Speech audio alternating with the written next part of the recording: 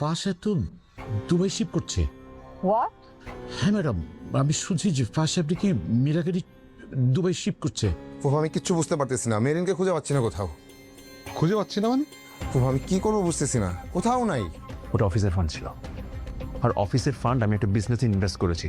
আর এটা নিয়ে যদি কোনো জব দিয়ে করতে হয় সেটা আমি অফিসে গিয়ে আমার বসকে বলবো। You are not my reporting boss. জন্মের পর থেকে আমি তোমার কথা অমান্য করি না, তুমি যা বলছো আমি শুনছি। Right, right? Very right. আমি এখান থেকে যেই ডিসিশন নিব সেটাই ফাইনাল, এন্ড তুমি এটা রেসপেক্ট করবা প্লিজ। স্বামীর যখন ভেবেছে মেহেরিন তাকে ছেড়ে চলে গেছে, ঠিক তখনই সামনে আসে রক্তাক্ত ব্যান্ডেজে মোড়ানো মেহেরিন, আর শুরু হয় সবচেয়ে ভয়ঙ্কর সত্যের উন্মোচন। অন্যদিকে প্রতারণা, ডিভোর্স, মামলা আর বিশ্বাসঘাতকতায় ফাহাদের জীবন মুহূর্তে ধ্বংসের পথে। ভিউয়ার্স, যে পর্বকার পর হয়তো আর কিছুই আগের মতো থাকবে না, যে পর্বে ভেঙে যেতে পারে ভালোবাসা, পরিবার, স্বপ্ন সবকিছু। হ্যাঁ, ৩৫ নাম্বার পর্বই হতে চলেছে। এটা আমাদেরই গল্প নাটকের শেষ পর্ব। আজকের ভিডিওতে জানবেন ৩৫ নাম্বার পর্বে কি ধামাকা টুইস্ট অপেক্ষা করছে, ৩৫ নাম্বার পর্ব কবে আসবে, সবকিছু জানতে পারবেন আজকের এই ভিডিওতে। তাই ভিউয়ার্স, ভিডিওটা ১ সেকেন্ডও স্কিপ করবেন না। ভিডিওতে যাওয়ার আগে একটা ছোট্ট অনুরোধ, আপনি কে কোন জেলা থেকে দেখছেন কমেন্টে অবশ্যই আপনার জেলার নাম লিখে যাবেন।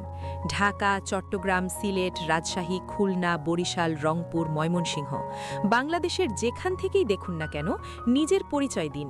আর নতুন দর্শক হলে এখনই সাবস্ক্রাইব করে বেল আইকন অন করে রাখুন, কারণ শেষ পর্বের আপডেট সবার আগে পাবেন আপনারাই। এবার আসি ৩৫ নাম্বার পর্বের মূল গল্পে। পর্বের শুরুতেই আমরা দেখি স্বামীর পাগলের মতো মেহেরিনকে খুঁজে বেড়াচ্ছে, কোথাও খুঁজে পাচ্ছে না, নিজেকে অপরাধী মনে করছে। সে ভাবছে তার খারাপ আচরণের কারণেই মেহেরিন তাকে ছেড়ে চলে গেছে। স্বামীর ছুটে যায় মেহেরিনের বাবার বাড়িতে, কিন্তু সেখানেও নেই মেহেরিন। এরপর জানা যায় মেহেরিন চাকরির অফিসে গিয়েছিল। ফেরার পথে একটি ছোট দুর্ঘটনায় আহত হয়ে হাসপাতালে ভর্তি ছিল। রাত ১০টার দিকে সে বাড়ি ফিরে আসে, হাতে এবং মাথায় ব্যান্ডেজ। এই দৃশ্য দেখে স্বামীর ভেঙে পড়ে। সে মেহেরিনকে জড়িয়ে ধরে কাঁদতে থাকে এবং স্বামীর বলতে থাকে, আমি তোমাকে অনেক ভালোবাসি, আমার ওই আচরণটা একদমই ঠিক হয়নি। স্বামীর আরও বলে, তোমার হাতে এবং মাথায় ব্যান্ডেজ কেন? মেহেরিন সত্যি ঘটনা খুলে বলে।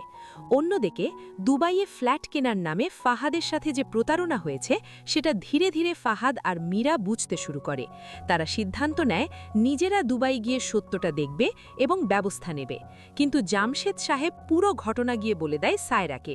তিনি জানান ফাহাদের এই ইনভেস্টমেন্ট সবই মীরার কথায় এবং মীরাকে খুশি করার জন্য করেছিল।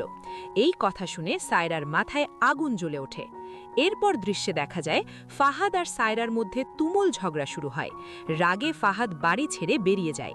অন্যদিকে সায়রা বাবার কাছে গিয়ে বলে, আজ থেকে আমি আমার সিদ্ধান্ত নিজেই নেব। এরপর শুরু হয় সবচেয়ে ভয়ঙ্কর ধাক্কা। ফাহাদকে অফিস থেকে বের করে দেওয়া হয়, মীরাকেও চাকরি থেকে বাদ। ফাহাদের নামে প্রতারণার মামলা, ডিভোর্স নোটিশ পাঠিয়ে দেয় সায়রা।